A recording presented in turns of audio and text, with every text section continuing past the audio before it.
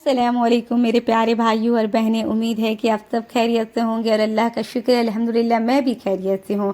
آج میں آپ کے سامنے اللہ کی باتیں ہیں، قرآن کی باتیں ہیں، صرف ترجمہ ہی بیان کروں گی تاکہ آپ لوگوں کا زیادہ وقت نہ لوں، کیونکہ جو جہاں ہیں بیزی ہی رہتے ہیں، مصروف رہتے ہیں، لیکن اس کے ساتھ ساتھ ہمارا فرض جو ہے وہ یاد رکھنا چاہیے، اسے نہیں بھولنا چاہیے۔ قرآن پڑھنا اللہ تعالیٰ پسند کیا ہے اور سننا بھی پسند کیا ہے نا۔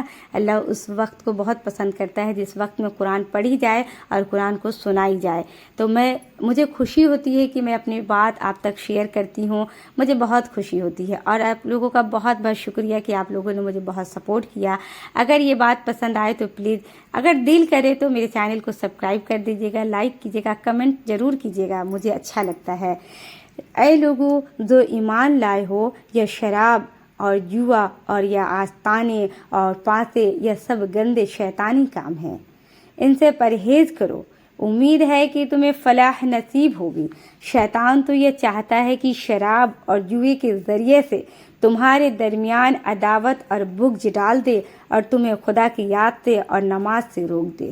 اگر ہم لوگ نماز نہیں پڑھیں گے اور قرآن نہیں پڑھیں گے تو ہمارے دل پہ گرد بیٹھ جائے گا۔ آپ دیکھیں گے کہیں کوئی کتاب رکھ دیتی ہیں، 2-3 دن کے بعد اس پہ ہلکا گردہ محسوس ہوتا ہے، دھول مٹی آ کے بیٹھ جاتی ہے۔ ویسے ہی ہمارا ایمان ہوتا ہے، اسے ہمیشہ تازہ کرنا پڑتا ہے، ہمیشہ صاف کرنا۔ جب تک ہم قرآن نہیں پڑھیں گے، اللہ کی کتابیں نہیں پڑھیں گے، اللہ کی باتوں کو نہیں سنیں گے، تو ہمارے اندر وہ جذبات کہاں سے پیدا ہوں گے جس سے جنت میں جانے کا ہم سب حقدار بنیں۔ تو اس لیے ہم لوگوں کو تھوڑا یا بہت ہمیشہ اللہ کی کتاب، اللہ کی باتیں سننی چاہیے اور اللہ کی کتابیں پڑھنی چاہیے۔ پھر کیا تم ان چیزوں سے باز رہو گے؟ اللہ اور اس کے رسول کی بات مانو اور باز آ جاؤ۔ لیکن اگر تم نے حکم عدولی کی تو جان لو کہ ہمارے رسول پر بس صاف صاف حکم پہنچا دینے کی ذمہ داری تھی۔ جو لوگ ایمان لے آئے اور نیک عمل کرنے لگے، انہوں نے پہلے جو کچھ کھایا پیا تھا اس پر کوئی گرفت نہ ہوگی، بشرطیکہ وہ آئندہ ان چیزوں سے بچے رہیں جو حرام کی گئی ہیں۔ یعنی کہ جنہوں نے پہلے جو بھی گناہ کی، جو بھی کھایا پیا، اس کے بعد اللہ کے سامنے رو لیا، گر گرا لیا، اللہ سے توبہ کر لیا اللہ کے سامنے، اور ان چیزوں سے، ان برائیوں سے توبہ کر لیا اور چھوڑ دیا، تو اللہ معاف کر دیتا ہے۔ بس اس لیے ایسا ہونا چاہیے کہ پھر وہ اس گندگی کی طرف دوبارہ نہ جائے اور ایمان پر ثابت قدم رہے اور اچھے کام کرے۔ پھر جس چیز سے روکا جائے اس سے روکے، اور جو فرمان الہی اسے مانے، یعنی کہ جو اللہ نے فرمایا ہے اسے مانے۔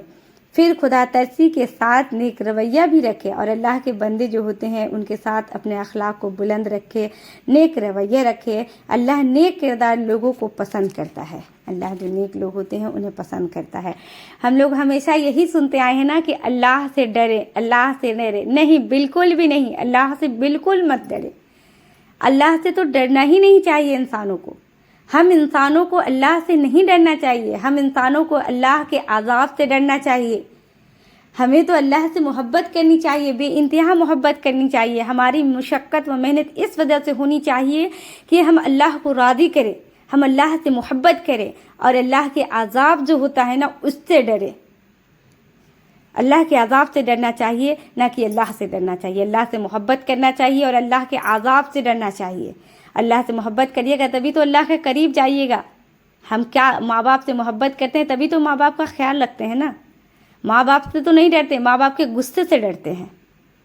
تو بات یہ ہونی چاہیے، اے لوگوں جو ایمان لائے ہو، اللہ تمہیں اس شکار کے ذریعے سے سخت آزمائش میں ڈالے گا جو بالکل تمہارے ہاتھوں اور نیزوں کے زرد میں ہوگا، یا دیکھنے کے لیے کہ تم میں سے کون اس پہ غائبانہ ڈرتا ہے۔ پھر جس نے اس تنبیہ کے بعد اللہ کی مقرر کی ہوئی حد سے تجاوز کیا، اس کے لیے دردناک سزا ہے۔ اے لوگوں جو ایمان لائے ہو، احرام کی حالت میں شکار نہ مارو، اور اگر تم میں سے کوئی جان بوجھ کر ایسا کر گزرے تو جو جانور اس نے مارا ہو اسی کے ہم پلہ ایک جانور اسے مویشیوں میں سے نذر دینا ہوگا، جس کا فیصلہ تم میں سے 2 عادل آدمی کریں گے، اور یہ نذرانہ کعبہ پہنچایا جائے گا یا نہیں تو اس گناہ کے کفارہ میں چند مسکینوں کو کھانا کھلانا ہوگا یا اس کے بقدر روزے رکھنے ہوں گے تاکہ وہ اپنے کیے کا مزہ چکھے۔ پہلے جو کچھ ہو چکا اسے اللہ نے معاف کر دیا، لیکن اب اگر کسی نے اس حرکت کا اعادہ کیا تو اس سے اللہ بدلہ لے گا۔ اللہ سب پر غالب ہے اور بدلہ لینے کی طاقت رکھتا ہے۔ تمہارے لیے سمندر کا شکار اور اس کا کھانا حلال کر دیا گیا، جہاں تم ٹھہرو وہاں بھی اسے کھا سکتے ہو اور قافلے کے لیے زیادہ راہ بھی بنا سکتے ہو، البتہ خشکی کا شکار جب تک تم احرام کی حالت میں ہو تم پر حرام کیا گیا ہے۔ پس بچو اس خدا کی نافرمانی سے جس کی پیشی میں تم سب کو گھیر کر حاضر کیا جائے گا۔ اللہ ہم سب کو ہدایت دے انشاءاللہ تعالی۔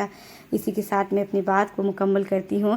اللہ آپ سب کا حاضر و ناصر ہو، اللہ ہم سب کی دعا کو قبول کرے انشاءاللہ تعالی۔